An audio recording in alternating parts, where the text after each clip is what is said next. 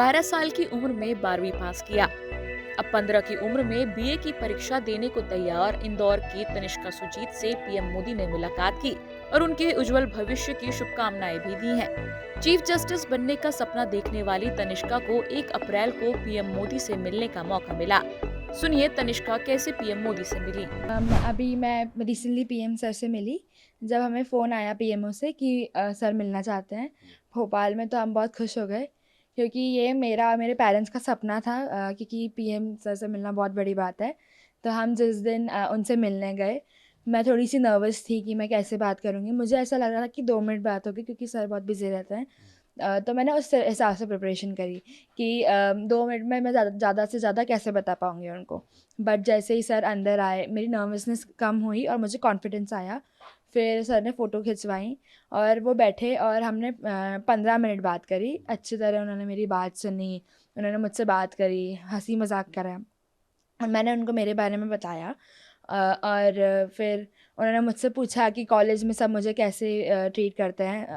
मैं कितने घंटे पढ़ाई करती हूँ, सर ने पूछा, तो फिर मैंने उसका आंसर दिया कि मैं 4 से 5 घंटे पढ़ाई करती हूँ क्योंकि ज़्यादा पढ़ाई करने से स्ट्रेस होता है और मेरे पेरेंट्स नहीं चाहते कि मैं कम उम्र में ज़्यादा स्ट्रेस लूँ, तो मैं एक बैलेंस मेंटेन करती हूँ, ताकि मैं मस्ती भी कर सकूँ और पढ़ाई भी कर सकूँ। और फिर सर ने मुझसे पूछा था कि मैं तुमसे क्या सीख सकता हूँ?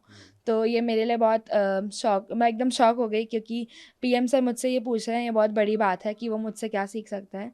तो मैंने उनको बोला कि dedication and hard work, but still sir में मुझसे ज़्यादा है। बता दें पीएम मोदी ने तनिष्का को दिल्ली आने और सुप्रीम कोर्ट देखने के लिए भी कहा है। मैंने उनको मेरा ड्रीम बताया कि मैं ये साइकोलॉजी कंप्लीट करने के बाद यूएस जाके लॉ करूँगी और मेरा सपना है कि मैं चीफ जस्टिस बनूँ।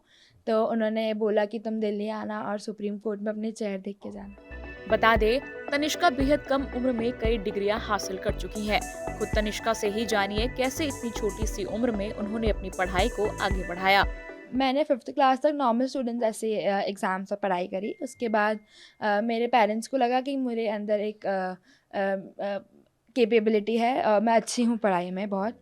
तो मेरे पापा कोचिंग पढ़ाते थे 10th और 12th के बच्चों को। तो जब मैं छोटी थी तब मुझे मेरे सिलेबस को छोड़ के उनके सिलेबस में पढ़ने ज़्यादा इंटरेस्ट रहता था। तो मेरे पापा को लगा कि मेरे को 10th की एग्ज़ाम क्यों ना दिलाएँ 5th की एग्ज़ाम के बाद। तो हमने परमिशन ली राज्यपाल से, 1 साल हमारा परमिशन में चला गया। नहीं तो जल्दी कम उम्र में एग्ज़ाम देने के लिए थे। मध्य प्रदेश में ऐसा कोई केस नहीं हुआ था, तो सब एकदम शॉक्ड थे। किसी को विश्वास नहीं हो रहा था कि छोटी-सी बच्ची कैसे एग्ज़ाम देगी। तो उन्होंने मेरी एग्ज़ाम्स ली थी, टेस्ट लिए थे, उस बेस पे उन्होंने मुझे परमिशन दी।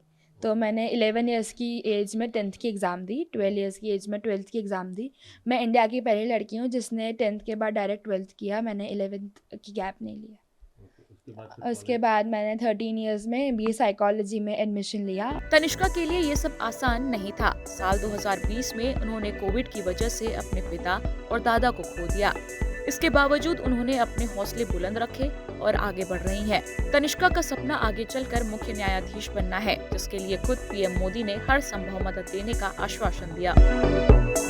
Times now Bharat digital original की रिपोर्ट।